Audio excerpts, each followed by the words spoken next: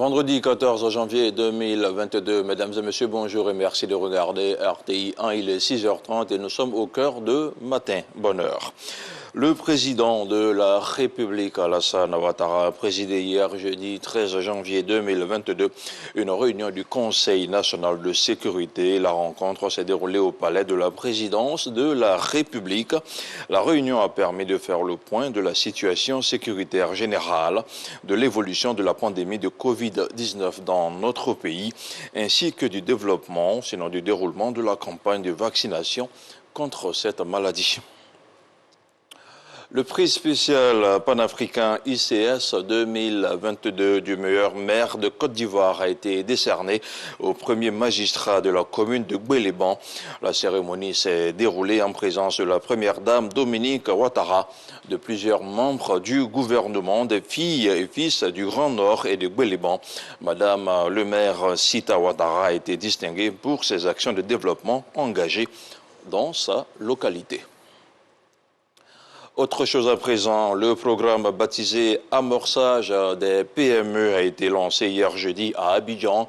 Initié par l'Institut ivoirien de l'entreprise, il est financé par la Banque d'investissement et de développement de la CEDEAO, la BIDC, et une banque locale privée. Le fonds sera destiné à la création de près de 800 très petites et de petites et moyennes entreprises dans les secteurs de la pisciculture et de la culture de la tomate hors sol dans plusieurs régions du pays. Il a été lancé par le ministre d'État, ministre de l'Agriculture et du Développement rural, Kobena Kwasi Youmani. Plus de détails avec Jean-Luc Bangbo. C'est l'un des projets phares de l'Institut ivoirien de l'entreprise, INIE. Le programme Amorçage des PME, dont le lancement s'est fait ce jour à l'auditorium de la primature, se veut un véritable catalyseur de l'entrepreneuriat en Côte d'Ivoire.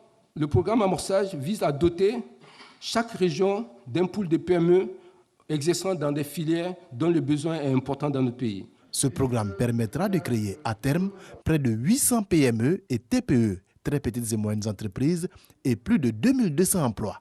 Pour son lancement, les initiateurs ont misé sur les secteurs de la production de tomates et de poissons tilapia. L'esprit qui nous anime aujourd'hui, c'est que nous voulons vraiment montrer aussi qu'en Côte d'Ivoire, on peut réussir, comme dans les autres pays, à promouvoir ces secteurs d'activité, l'agriculture, la tomate au sol, la pisciculture. Le programme a été conçu sur un modèle de création d'entreprises en réseau qui consiste à dupliquer sur le territoire national un grand nombre d'entreprises viables telles des clones à partir de modèles réussis. Objectif, accélérer la transformation structurelle de l'économie par l'industrialisation, développer le secteur privé et l'investissement. Le potentiel de croissance du programme Amorçage est immense, avec plus de 4000 PME et plus de 100 000 emplois potentiellement créés, rien que pour la seule filière du tilapia.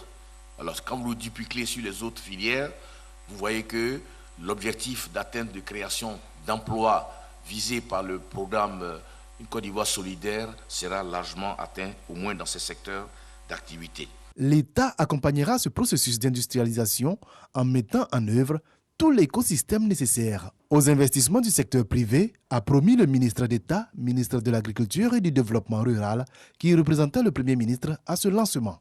Le grand défi de la Côte d'Ivoire, à l'instar du continent africain, est bien de créer en masse de nouveaux emplois décents et durables, tout en sauvegardant ceux existants. Par ailleurs, il conviendra de lever les nombreux obstacles à l'entrée de nouveaux entrepreneurs sur le marché pour que l'activité économique soit redynamisée au niveau des différents secteurs d'activité en termes de rapport qualité-prix. Ce programme sera réalisé grâce à un prêt de 11 milliards 50 millions à la Côte d'Ivoire, avec comme principaux financiers la Banque d'investissement et de développement de la CEDEAO, la BIDC, à hauteur de 6 milliards 50 millions et une banque privée à hauteur de 4,5 milliards de francs CFA. Les promoteurs d'entreprises ont été exhortés à rembourser ces prêts au terme de leur échéance afin de donner la chance à d'autres bénéficiaires. Dans l'actualité hors de chez nous, de nouvelles manifestations contre l'armée au pouvoir ont eu lieu hier jeudi au Soudan. Durant les échauffourées, un protestataire a été tué d'une balle au ventre par les forces de sécurité.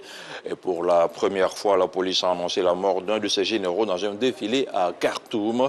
Un regain de tension qui fait craindre de nouvelles flambées de violence malgré le lancement lundi dernier d'un dialogue indirect avec les parties civiles et militaires soudanaises sous l'égide de l'ONU.